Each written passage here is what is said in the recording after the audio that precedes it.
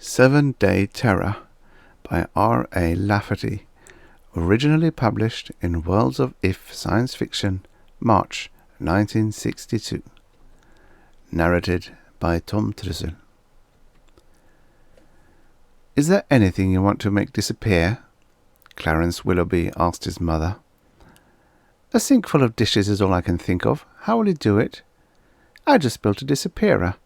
All you do is cut the other end out of a beer can. Then you take 2 pieces of red cardboard with peepholes in the middle and fit them in the ends. You look through the peepholes and blink. Whatever you look at will disappear." "Oh. But I don't know if I can make them come back. We'd better try it on something else. Dishes cost money." As always, Myra Willoughby had to admire the wisdom of her 9-year-old son. She would not have had such foresight herself. He always did. "You can try it on Blanche Manners' cat outside there. Nobody will care if it disappears except Blanche Manners." "All right." He put the disappearer to his eye and blinked. The cat disappeared from the sidewalk outside. His mother was interested. "I wonder how it works. Do you know how it works?" "Yes. You take a beer can with both ends cut out and put in 2 pieces of cardboard. Then you blink." "Never mind. Take it outside and play with it. You hadn't better make anything disappear in here till I think about this." But when he had gone, his mother was oddly disturbed. "I wonder if I have a precocious child. Why, there's lots of grown people who wouldn't know how to make a disappearer that would work.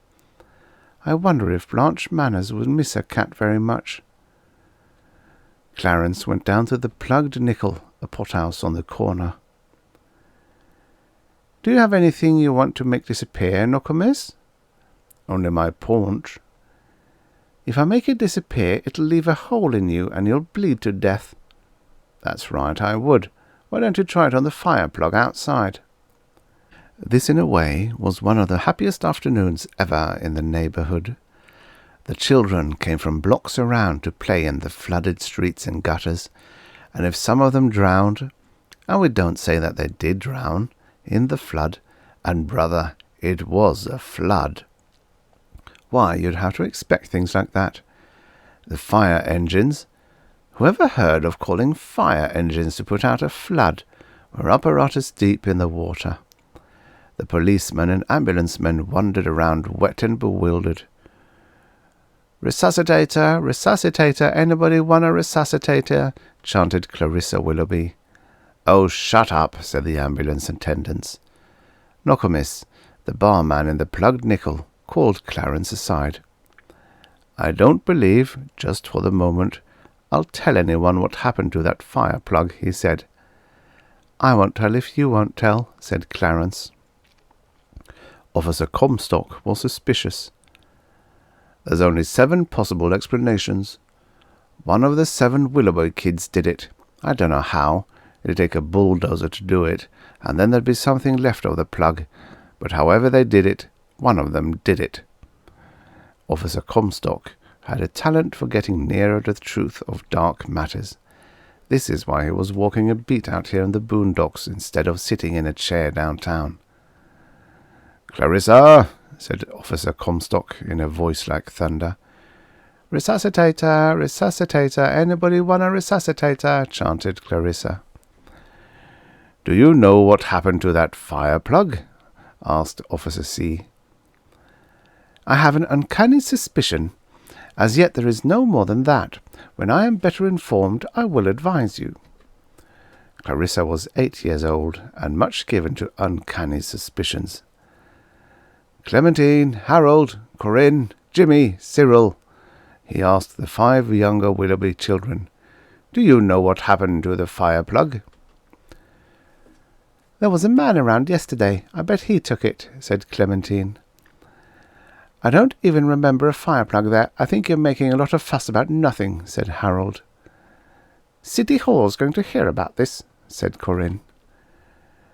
"Pretty dommed sure," said Jimmy, "but I won't tell." "Cyril!" cried Officer Comstock in a terrible voice. Not a terrifying voice, a terrible voice. He felt terrible now. Great green bananas, said Cyril. I'm only 3 years old. I don't see how it's even my responsibility. Clarence, said Officer Comstock. Clarence gulped. Do you know where that fire plug went? Clarence brightened. No, sir, I don't know where it went. A bunch of smart Alecs from the water department came out and shut off the water for a few blocks around and put some kind of cap on in place of the fire plug. This sure is going to be a funny-sounding report, said one of them. Officer Comstock walked away discouraged. Don't bother me, Miss Manners, he said. I don't know where to look for your cat. I don't even know where to look for a fire plug.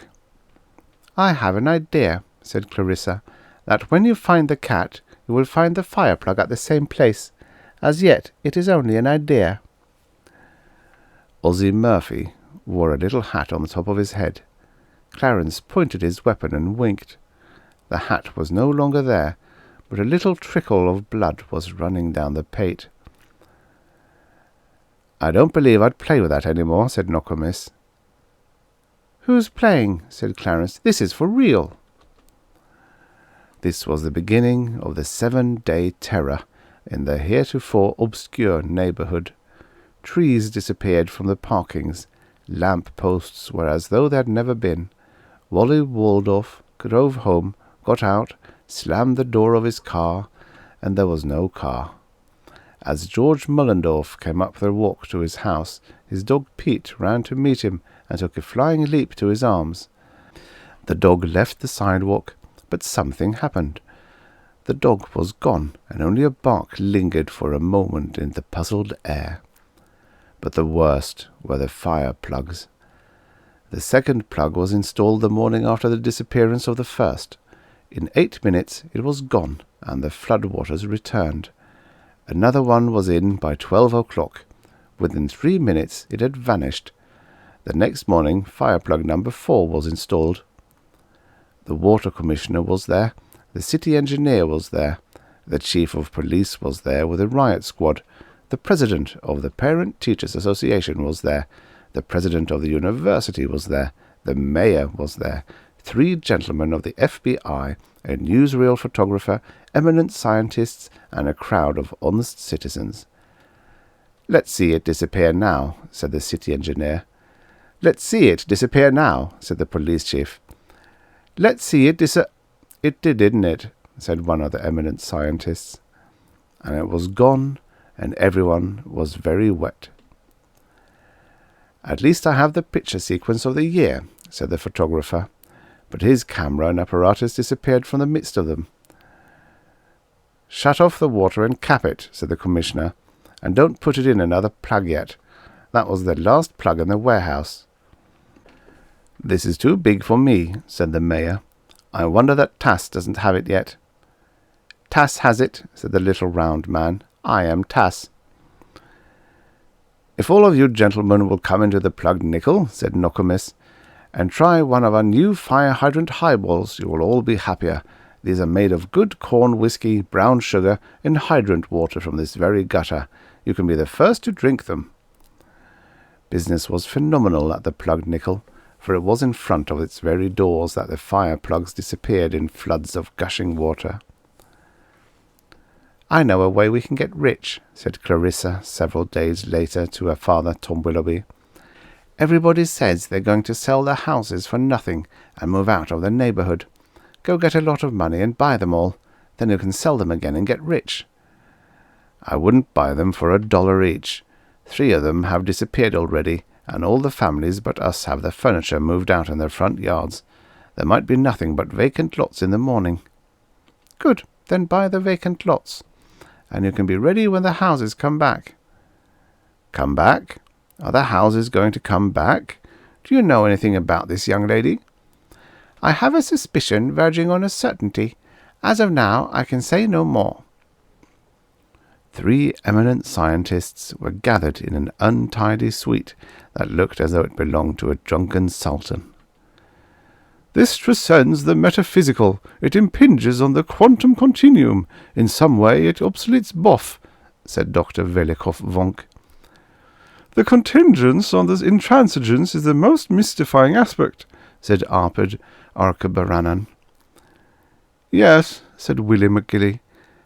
Who would have thought that you could do it with a beer can and 2 pieces of cardboard? When I was a boy, I used an oatmeal box in red Crayola. I do not always follow you, said Dr. Vunk. I wish you would speak plainer. So far, no human had been injured or disappeared, except for a little blood on the pate of Ozzie Murphy, on the lobes of Conchita when her gaudy earrings disappeared from her very ears, a clipped finger or so when a house vanished as the front door knob was touched, a lost toe when a neighbourhood boy kicked at a can and the can was not, probably not more than a pint of blood and 3 or 4 ounces of flesh altogether. Now, however, Mr. Buckle, the groceryman, disappeared before witnesses. This was serious. Some mean-looking investigators from downtown came out to the Willoughbys. The meanest-looking one was the mayor. In happier days he had not been a mean man, but the terror had now reigned for 7 days. There have been ugly rumours, said one of the mean investigators, that link certain events to this household. Do any of you know anything about them? I started most of them, said Clarissa, but I didn't consider them ugly. Cryptic, rather. But if you want to get to the bottom of this, just ask me a question. Did you make those things disappear? Asked the investigator. That isn't the question, said Clarissa. Do you know where they have gone? Asked the investigator. That isn't the question either, said Clarissa. Can you make them come back?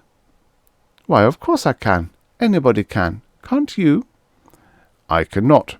If you can, please do so at once. I need some stuff. Get me a gold watch and a hammer. Then go down to the drugstore and get me this list of chemicals, and I need a yard of black velvet and a pound of rock candy. Shall we? Asked one of the investigators. Yes, said the mayor. It's our only hope. Get her anything she wants. And it was all assembled. Why does she get all the attention? Asked Clarence. I was the one that made all the things disappear. How does she know how to get them back? I knew it, cried Clarissa with hate. I knew he was the one that did it. He read in my diary how to make her disappear. If I was his mother, I'd whip him for reading his little sister's diary. That's what happens when things like that fall into irresponsible hands. She poised the hammer over the gold watch of the mayor on the floor. I have to wait a few seconds. This can't be hurried. It'll be only a little while. The second hand swept around to the point where it was preordained for it before the world began. Clarissa suddenly brought down the hammer with all her force on the beautiful gold watch. That's all, she said. Your troubles are over. See, there is Blanche Manners' cat on the sidewalk just where she was 7 days ago. And the cat was back. Now let's go down to the plugged nickel and watch the fire plug come back. They had only a few minutes to wait. It came from nowhere and clanged into the street like a sign and a witness. Now I predict, said Clarissa, that every single object will return exactly 7 days from the time of its disappearance. The 7-day terror had ended. The objects began to reappear. How? Asked the mayor. Did you know they would come back in 7 days? Because it was a 7-day disappearer that Clarence made. I also know how to make a 9-day, a 13-day, a 27-day, and an 11-year disappearer. I was going to make a 13-day one, but for that you have to colour the ends with the blood from a little boy's heart, and Cyril cried every time I tried to make a good cut. You really know how to make all of these? Yes, but I shudder if the knowledge should ever come into unauthorized hands. I shudder too, Clarissa. But tell me, why did you want the chemicals? For my chemistry set. And the black velvet? For doll dresses. And the pound of rock candy. How did you ever get to be mayor of this town if you have to ask questions like that? What do you think I wanted the rock candy for? One last question, said the mayor. Why did you smash my gold watch with a hammer? Oh, said Clarissa, That was for dramatic effect.